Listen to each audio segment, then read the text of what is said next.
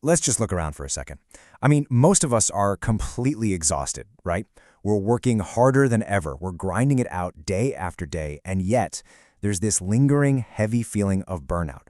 We've built these incredibly comfortable lives for ourselves, but honestly, for a lot of us, it just feels like a very comfortable, well-upholstered cage.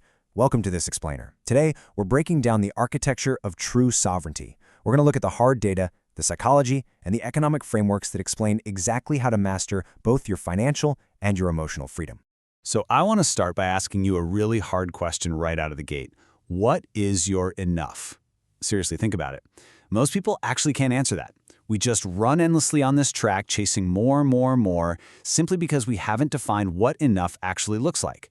And until you define it, you're always going to be running. But why do we feel the need to constantly run in the first place? Well, the sociologist Zygmunt Bauman coined this brilliant term for it.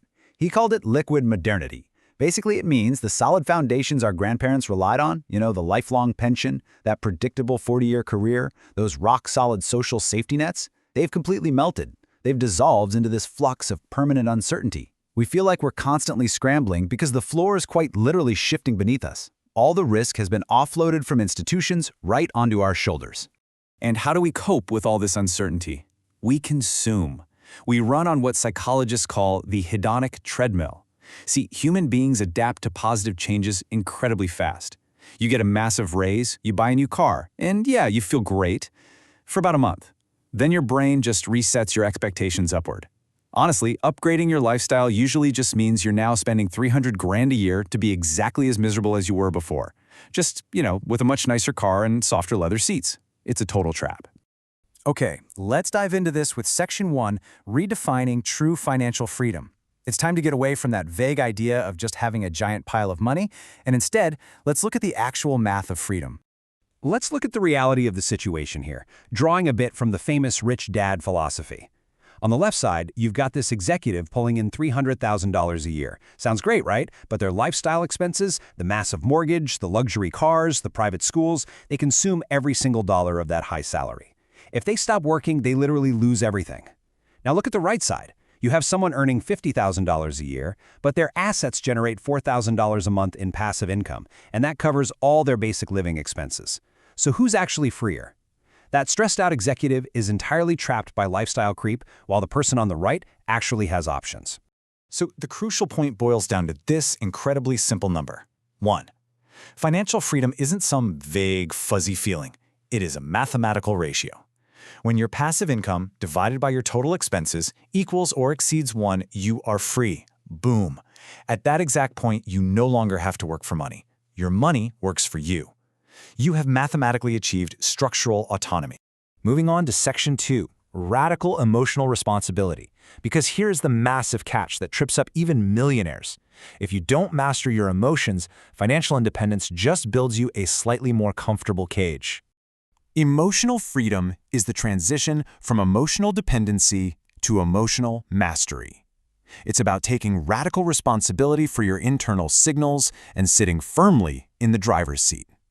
Now, this doesn't mean you suppress your feelings or act like some unfeeling robot. It means you start treating your emotions as data points, not directives. You take charge, instead of believing you're just a helpless victim of external events. Let's look at a real-world example of this using choice theory psychology. Step 1. Imagine your partner suddenly ends a relationship. The rest of the world will tell you that you are depressed or angry because they left you. But choice theory? It says all behavior is purposeful. So, step 2, your subconscious actually has a goal here. Maybe it's to regain control or to show them how much pain they caused so you can win them back. Which brings us to step 3.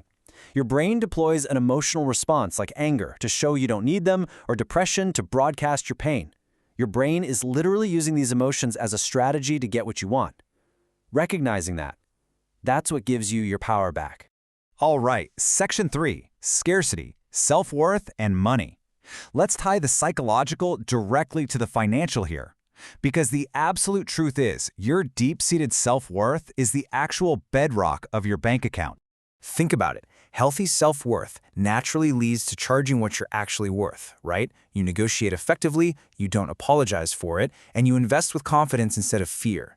The sources we're looking at highlight that a shocking number of high net worth individuals are still totally trapped in a scarcity mindset. I mean, they have millions, but they live in this constant state of panic and survival mode because they haven't addressed their relationship with their own value. Honoring your inherent value is the only way to stop that self-sabotage. Which brings us to Section 4, building the 7 C's. So how do we actually build this resilience? Let's dive into a really practical framework that acts as the ultimate synthesis of emotional and financial freedom. This table right here outlines the 7 C's of resilience. First off, you need competence and confidence, meaning the actual skills and the self-belief to navigate your financial and professional life. But that's not enough on its own. You also need connection and contribution, strong social safety nets, and a real sense of purpose to protect you against the isolation of that liquid modernity we talked about earlier. Then you need character and coping strategies to handle the heavy emotional and ethical weight of life. And finally, control, an internal locus of control, the absolute belief that your actions shape your outcomes. Together, these 7 C's build a literal fortress around both your mind and your assets. And that leads us to our final core concept, Section 5, designing your true life. Look, once you have the math and you have the mindset, you have to turn all of this into actionable reality. So, we're going to use George Kinder's famous life planning framework to help you find your true return on life.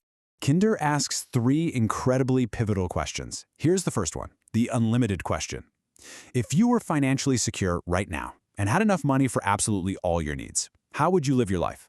I want you to genuinely imagine it. What would you do tomorrow morning if you woke up completely debt-free and your time was 100% your own? Okay, now Kinder raises the stakes with the limited time question. Imagine you visit the doctor.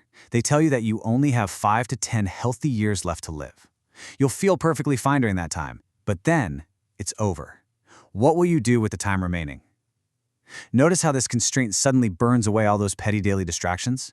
You instantly stop worrying about what your neighbor thinks of your car, and you start looking at what actually matters to you. And then we get to the ultimate reality check, the final day question. Your doctor shocks you. You have only 1 day left. Looking back on your life, what dreams go unfulfilled? Who do you wish you had been? What do you wish you had done? This forces you to confront the absolute brevity of human life. It cuts straight through the noise and helps you find your absolute, undeniable hell yes priorities. And all of this brings us to a really profound insight from Viktor Frankl. Between stimulus and response, there is a space. And in that space lies our freedom.